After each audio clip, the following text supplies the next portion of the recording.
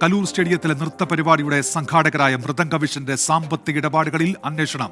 കുട്ടികളിൽ നിന്ന് പണം ഈടാക്കിയത് അന്വേഷിക്കാൻ പ്രത്യേക സംഘം രൂപീകരിക്കും.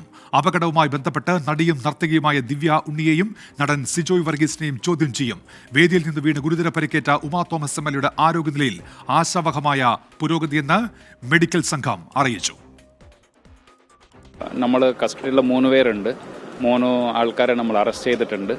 അവരെ കാര്യമായ രീതിയിൽ ചോദ്യം ചെയ്യുന്നുണ്ട്. ബാക്കി അതിൻ്റെ അടിസ്ഥാനത്തിൽ നമ്മൾ എന്തെല്ലാം ആൾക്കാരുടെ റോൾ ഇതിനകത്തുണ്ട് എന്ന് മനസ്സിലാക്കിയിട്ട് ശേഷം അതെല്ലാം തീരുമാനിക്കും. അടുത്ത് വരാൻ പോകുന്ന ആരുടെങ്കിലും റോൾസ് ഇതിനകത്തുണ്ട് എന്ന് നമ്മൾ മനസ്സിലാവുന്നുണ്ട്. അവരെല്ലാവരെയും നമ്മൾ അന്വേഷിക്കും. ഇതിൻ്റെ ഭാഗം നമുക്ക് ഒരു ഫോർമലായിട്ടുള്ളൊരു പരാതി ഇങ്ങനെ ഒന്നും കിട്ടിയിട്ടില്ല. നിങ്ങൾ പറഞ്ഞ പോലെ കുട്ടികളിൽ നിന്ന് പൈസ എടുത്തു എന്ന വിഷയം നമ്മൾ ശ്രദ്ധയിൽ വന്നിട്ടുണ്ട്. ആ ഭാഗങ്ങൾ കൂടെ നമ്മൾ അന്വേഷണത്തിൻ്റെ ഭാഗമായിട്ട് നോക്കുന്നുണ്ട്. വിശദാംശങ്ങളുമായി ഇപ്പോൾ വിഷ്ണു സുരേഷാണ് ചേരുന്നത്. വിഷ്ണു, ഈ അന്വേഷണം എങ്ങനെ പുരോഗമിക്കുന്നു? ഈ എംഎൽഎയുടെ നിലവിലെ ആരോഗ്യ നില എങ്ങനെയാണ്? രാവിലെയാണല്ലോ മെഡിക്കൽ സംഘം വിവരങ്ങൾ അറിയിച്ചത്. വിഷ്ണു,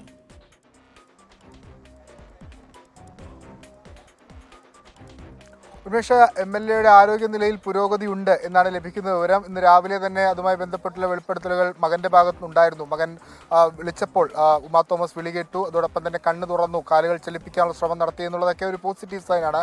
ആശുപത്രി അധികൃതരും ഇന്ന് പുറത്തിറക്കിയ മെഡിക്കൽ ബുള്ളറ്റിനിൽ സമാനമായ കാര്യങ്ങൾ തന്നെയാണ് പറയുന്നത്.